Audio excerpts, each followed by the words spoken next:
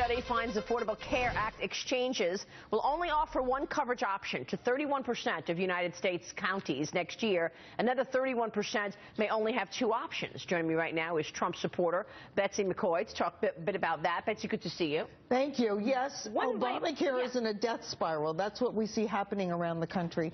The big insurers are pulling out. Big time. The three majors are pulling out. So when you say death spiral, what does that mean? I mean, for the guy and gal out there who's thinking, I need coverage. It's a flawed plan. The fact is, it tries to force healthy people to pay the same amount for health insurance as chronically ill people. But we know that 5% of the people in the country use 50% of the health care. So this is like trying to feed a Chihuahua and a Great Dane on the same budget.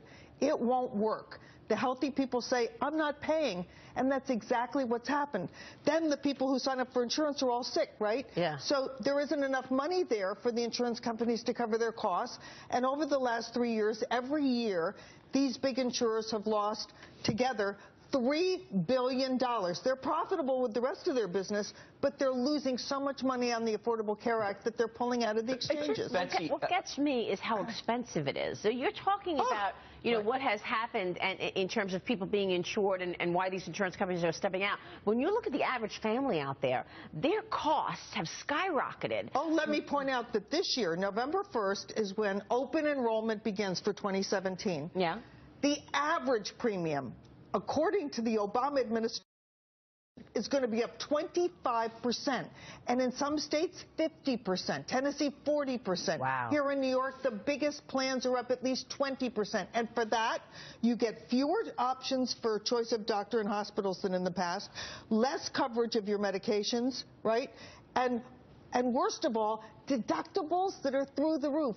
$7,000 per person in the bronze plan, the cheapest plan. Yeah, Betsy, I'm glad you brought that up. Coverage. Yeah, and Maria brought it up too. It's more expensive. You get worse coverage. I mean, it's just terrible. You heard David Plouffe say it's working. What part of it is working? It's the Affordable Care Act only in name. He said he's hopeful. Right.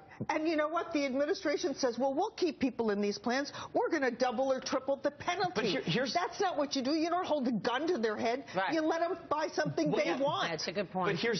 But what's the solution, right? Because we've got the Republicans who are out there and they're talking about repealing and replacing. I've got a short-term solution. It's a hotbed issue. Should announce. I would recommend that he announce that when he becomes president, on day one, the penalties for not having insurance are suspended. We can't force people to buy plans, especially in these counties where there's only one choice. What do? Tell somebody you have to buy a car and there's only one on the lot? That's what it's the equivalent of.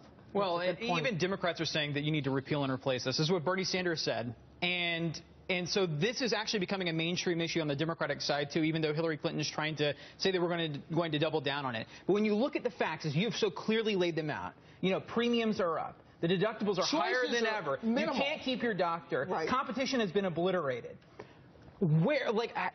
Just removing the mandate that you actually pay for, coverage isn't going to solve these problems on day one. No. So what does he do? You know what? There are 11 million people in these insurance exchanges. 11 million people out of a nation of 320 million. We can't let the tail wag the dog. Wow. Almost all the who got coverage under Obamacare got it through the expansion of Medicaid.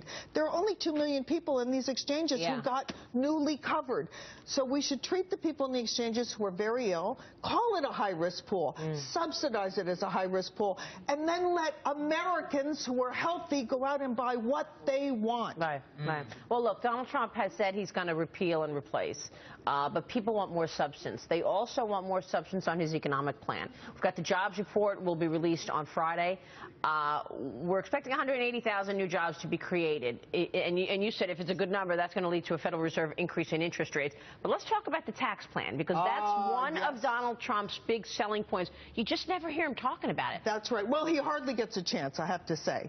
But here it is. Americans have a choice. On the one hand, racial demagoguery and class warfare, or on the other hand, real economic growth, 4% growth and higher wages. And that's what lowering the corporate tax rate, slashing it to 15% will do. You hear Hillary Clinton telling everybody around the country, wagging her finger, we're going to make corporations pay their fair share. Well, they already pay the highest rates in the world. Here's Clinton's tax brackets, okay? We've got it all laid out right here. Now, if you have an ordinary income, this is ordinary income. This is the federal level, so it doesn't include state and city. If you have an ordinary income of $91,000 to $190,000, I'm just grabbing one in the middle there. You have an ordinary income tax rate of 28%. Add on state tax, another 10%, that takes you to 38%. Add on the Obamacare tax and the city tax, that takes another 7%. Sales tax? Well, I'm just talking about income, and right. So now you're at 45%.